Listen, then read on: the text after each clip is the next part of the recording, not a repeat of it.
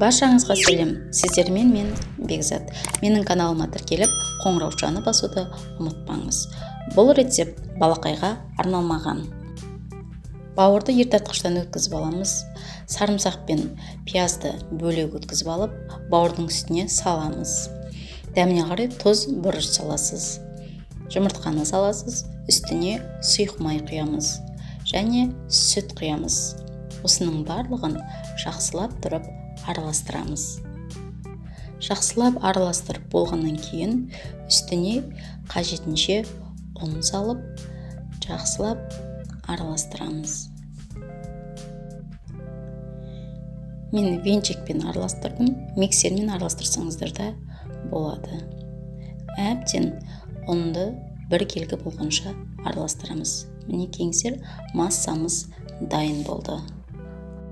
Енді дайын массамызды қызып тұрған табаны майлап, құйып, құймақтар пісіріп шығамыз.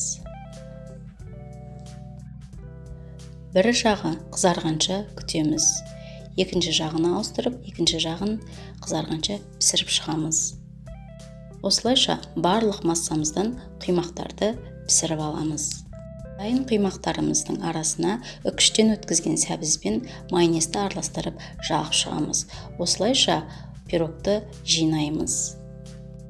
Мен салмасына сарымсақ қоспадым, өйткені бауырды өткізген кезде пиязбен бірге сарымсақ қосқан болатынмын.